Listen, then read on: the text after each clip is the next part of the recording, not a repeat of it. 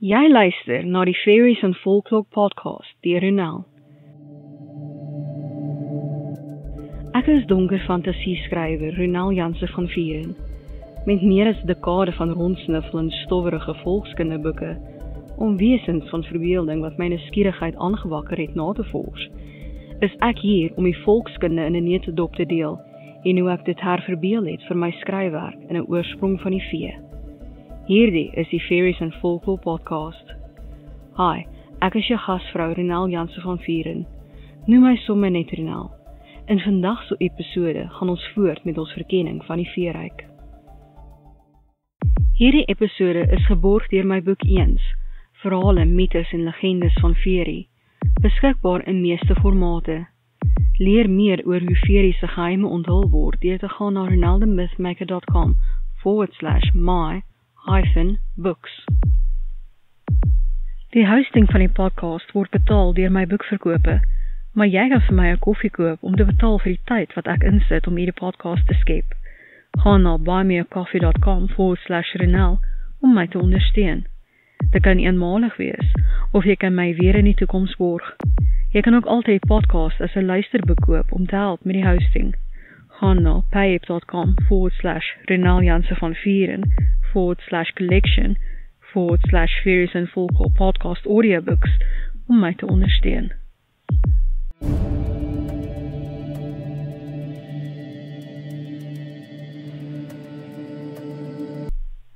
Water. Dit is die element van die lewe. Dit is die bron van alle lewe op aarde. Dit is ook 'n bron van vernietiging. Water het 'n lewe van sy eie. 'n Hele wêreld bestaan binne water waarvan landbewoners net kan droom. Verskeie waterryke wat deur meer as net indienes regeer word. Watergeeste, nimfe en vee van verskillende soorte. Waar daar ook al water is watervee verseker te vind. Moerasmonsters wat in die dieptes van 'n dam skuil. Watergeeste wat op die kruine van branders ry of op die oppervlak van mere dans. Meerminne op rotse wat hul hare kam. Robbevee wat hulself naby die kus son. Die wêreld van die watervee is skynbaar eindeloos soos die see. Vir die grootste deel word daar gedink dat watervee pragtig en aantreklik vir mense is. Dit is goed gevestig dat hulle met emosies speel. Daar is 'n algemene wanopvatting dat hulle soet en sag is. Dit is totdat hulle jou verdrink. Byna alle watervee kan hul vorm verander, en diegene wat nie kan nie, kan 'n betoring so sterk gebruik om mense te laat glo dat hulle het.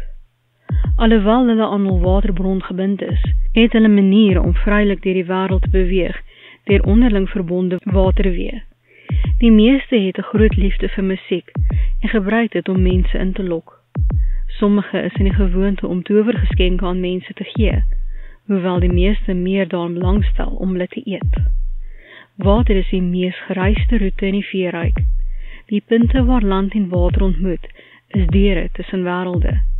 Dis is eilande, meeroewers, rivieroewers, die rande van putte en strande, plekke waar die sterflike ryk met Veerie kruis.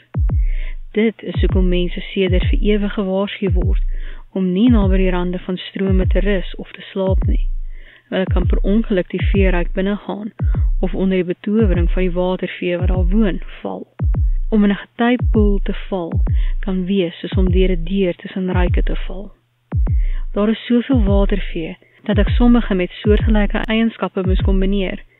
Vir die volgende paar maande sal ons kyk na hierdie vee in volkskunde en hoe ek hulle herbedink het vir my skryfwerk. Omdat jy altyd welkom is om vrae te vra, en as jy 'n spesifieke wese in gedagte het, laat weet my. Kom ons doen hierdie ding.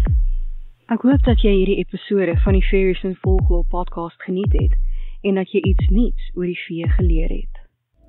Onthou dat jy 'n transkripsie van hierdie episode in die beskrywing kan kry.